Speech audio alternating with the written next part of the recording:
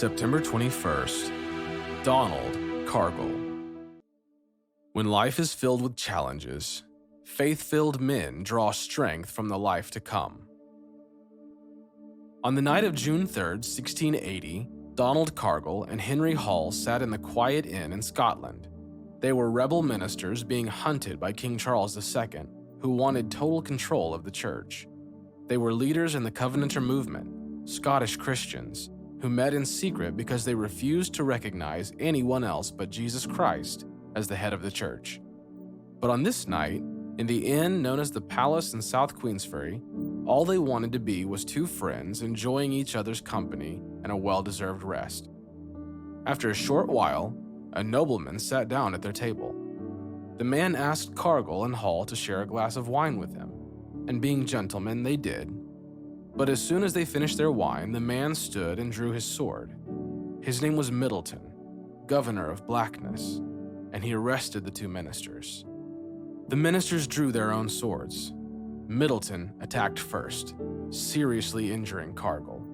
Hall wrestled with Middleton, trying to seize his sword, and in the confusion, Cargill escaped. Hall overpowered Middleton and attempted to escape himself, but a waiter struck him on the back of the head with the knob on the grip of his sword. Hall died shortly afterwards. Cargill, bleeding badly, crawled into a dark alley and passed out.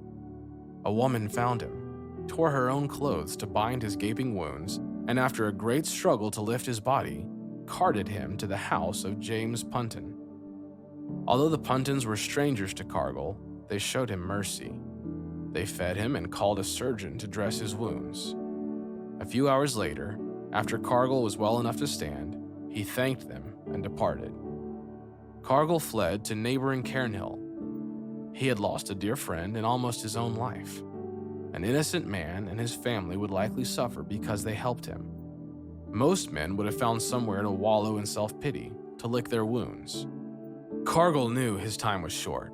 He had determined to finish the race of life full of joy, and so he used what little money he had left to buy food for the many starving citizens of Cairnhill.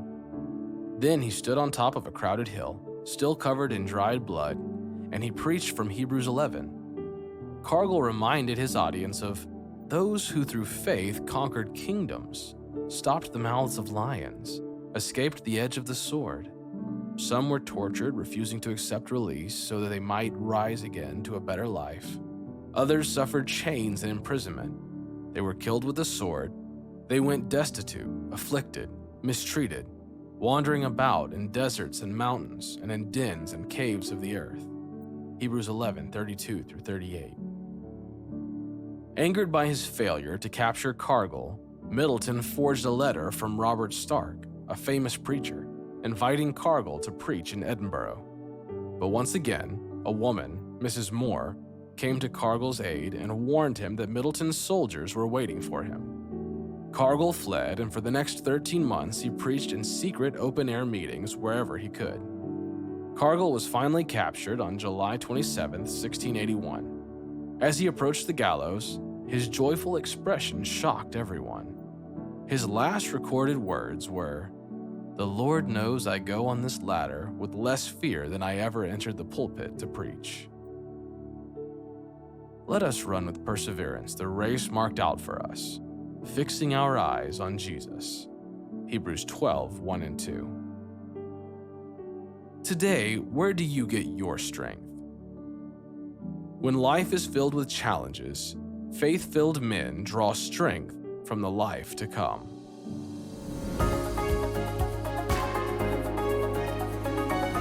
Hello, I'm Michael Borner with Mission 17, and today's story is about Donald Cargill of Scotland. In the midst of extremely turbulent times, this man stood strong, unwavering in his faith and principles. And Donald Cargill, a beacon of courage from 17th century, teaches us the power of conviction.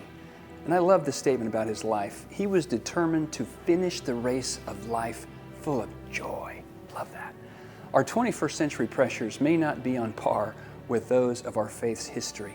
And Cargill faced the king's wrath, and as you've got to love this, the governor of Blackness was out to kill this guy. And yet, in spite of it all, Cargill chose God's calling over earthly power. He showed us that when truly put to the test, Christ was at the center of his life. And no challenge, no king, and not even the governor with a haunting title could stand between him and the willingness to sacrifice for his true king. Centuries later, we, like Cargill, are called to stand firm. In a world of fleeting values and shifting standards, let our faith in Christ serve as our bedrock. And even when facing death at the gallows, Cargill's countenance radiated with an unbreakable, joyful spirit. And think about it. They're about to remove his head from his body. And his final statement was, "I go on this ladder with less fear than I ever entered the pulpit to preach." Amazing. So how much do we have to learn from our forefathers in the faith?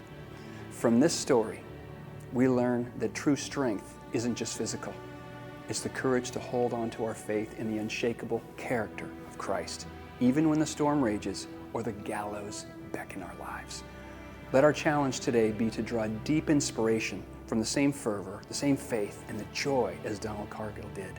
For in Christ we find the strength to rise above, to be pillars of faith and lights in the darkness. Let our legacy be that we, in modern times, also stood with joy-filled faith, come what may.